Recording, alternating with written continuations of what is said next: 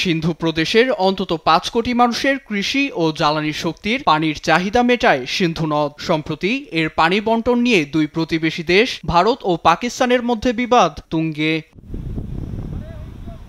ভারত নিয়ন্ত্রিত জম্মু ও কাশ্মীরের সন্ত্রাসী হামলার দায় ইসলামাবাদের ওপর চাপিয়ে সিন্ধু পানি বণ্টন চুক্তি স্থগিত করে নয়াদিল্লি। ঘোষণা দেয় নদের অববাহিকায় বাদ দিয়ে জাতীয় স্বার্থে জলবিদ্যুৎ কেন্দ্র স্থাপনের। এটি কার্যকর হলে ব্যাপক প্রভাব পড়বে পাকিস্তানের জীবন জীবিকায়।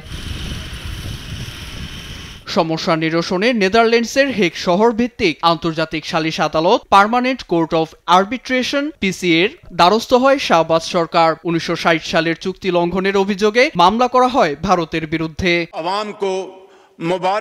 অভিযোগের ভিত্তিতে ৮ আগস্ট পাকিস্তানের পক্ষে রায় দেয় পিসিএ। ভারতকে নির্দেশ দেয় স্থগিতাদেশ তুলে নিয়ে সিন্ধুর পানি প্রবাহ স্বাভাবিক রাখার। রায়ে বলা হয় পশ্চিমাঞ্চলীয় ৩ নদী সিন্ধু, চেনাব ও ঝিলামের পানি প্রবাহ বাধাগ্রস্ত হয় এমন স্থাপনা নির্মাণ অগ্রহণযোগ্য। এ রায়কে স্বাগত জানিয়ে চুক্তি পূর্ণবহাল রাখতে দিল্লিকে চিঠি দেয় ইসলামাবাদ। তবে এ নিয়ে মুখ বন্ধ নয়াদিল্লির।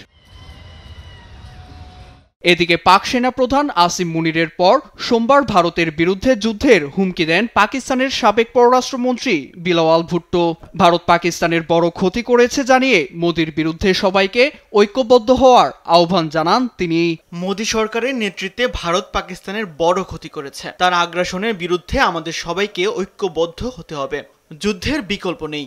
৬টি নদীর দখল নেওয়ার মতো শক্তি আমাদের জনগণের রয়েছে। মাথা নত না করে লড়াই করলে ভারত সেই যুদ্ধে হারবেই। অন্যদিকে ভারত স্থগিতাদেশ প্রত্যাহার না করলে পরিস্থিতি আরও উত্তপ্ত হওয়ার আশঙ্কা করছেন বিশ্লেষকরা। নীরব দাস, নিউজ ডেস্ক, দেশ টিভি।